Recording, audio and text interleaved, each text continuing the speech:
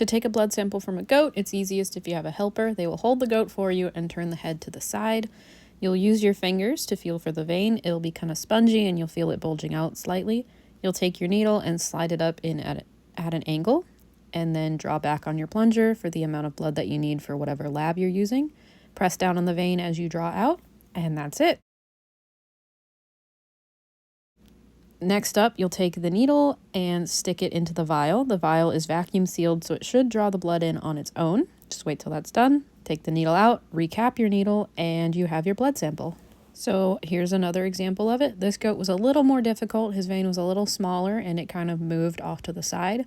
But just take your time, feel for the vein. Sometimes you might miss with the needle, and that's okay. As long as your goat's cooperating, you can stick a couple times. Here I hit the vein and then lost the vein, so I kind of had to adjust the needle to find the vein again. There I got back in the vein and was able to draw out when I needed. Okay, so once you have your samples drawn and the blood's in the tubes, I'll show you how you go about sending it in. The lab that I use is UBRL. This is their website. You can get some syringes and needles and the little vials and stuff from them. Since I have so many goats, I just buy a whole pack of like 100 tubes and a bunch of needles and syringes. But if you only have a few goats, they do sell smaller packs. So that's kind of nice. They ship them out really fast as well, but this is their shipping guideline, and you can find this on their website as well. They have all of these forms on there. This is their pricing schedule. Now you do want to check the website if you have an older sheet, just to make sure they haven't changed the prices on anything. I do the biosecurity screen, which tests for CL, CAE, and Yonis all in one, and I always have more than 5 samples every time, so I never have to do the setup fee for them. You can also do a pregnancy test through them with the blood if you want to. But yeah, so their testing days are listed and the shipping that they recommend. You can test cows and horses through them too, but we're going to focus on the goats since that is what we test for. So this is going to be your submission form. Here you're just gonna put in, you'll put your name here. If you want, you can put your farm name or business name. You'll put your street address and then your city, state, and zip code. Obviously here's your phone number. Here is the email. Over here, you'll check and fill in how you want the report sent. I usually just have it sent to my email, so you'll check that one, fill in the email that you want to receive the results from.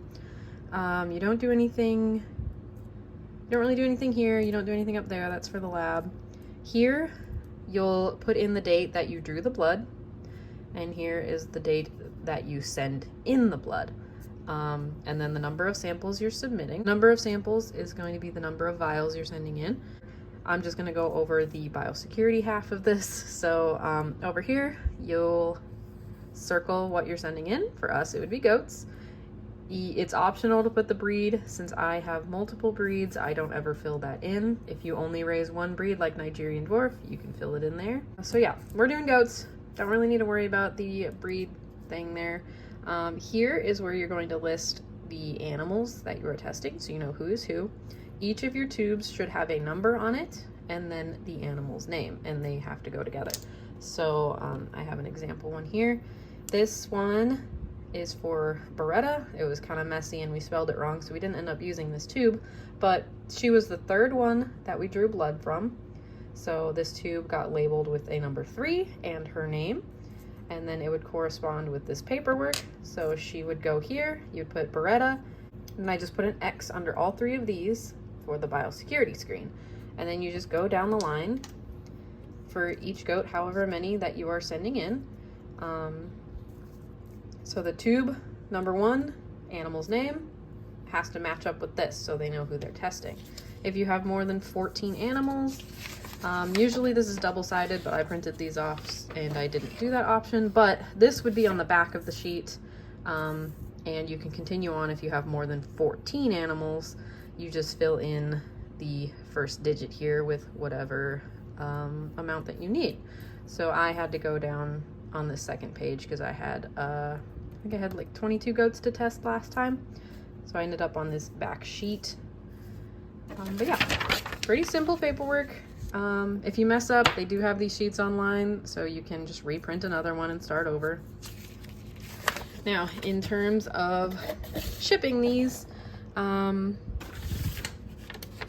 just like in the instructions said, you will take your tubes, and they recommend that you rubber band these together. So I'll do that real quick. So you'll have your samples all rubber banded together so they're not like clacking around in the box. If you're not going to send it the same day, you can stick them in the fridge, but you want to let them sit for an hour at room temperature before putting them into the fridge. So yeah, you bundle them up in a max of 10. So if you have like 20 samples, you'll do 2 separate sets, rubber banded together. And then you'll wrap these up in paper towel just in case they crack. It prevents it from like making a huge mess. I will usually wrap that up in bubble wrap as well, just to be like extra safe. And then you put it in a Ziploc bag that is labeled biohazard, which is part of the instructions here, just like so. And then since we are doing these biosecurity tests, we do need to have an ice pack with it because it needs to stay cold. So this ice pack would obviously be frozen. As an example, this one is not. Put it in here. You can also put the ice pack in a Ziploc, which I usually would do just in case it leaks or has a hole in it or something. So your ice pack would go in, and then you would take this and carefully put that in the box. And then you have a separate Ziploc bag where you would put this form. So you would fold this up and put it in the Ziploc bag. Just in case, again, if anything leaks or gets wet, your paperwork isn't ruined. You just stick it in there like that. I usually just fold it up and have the contact info facing out. And depending on the type of payment you're doing, I usually will send a check, but they can send you an invoice. And you can do cash or cards or something like that. I just think it's easier to send the check along with it, so it's all done at the same time and they can process it and get the results right away. Payment is required to get your reports. So if they have to send you an invoice and then you pay that and whatnot before they do the testing, it just can make it a little bit slower. So I always just send a check along. If you do pay with a check, you would put that in this baggie with the form, and then that would go right in with it. And then if there is a little bit of space and you don't want it rattling around too much, you can add in a little more bubble wrap or some extra paper towel on top just to make it a little less like loose.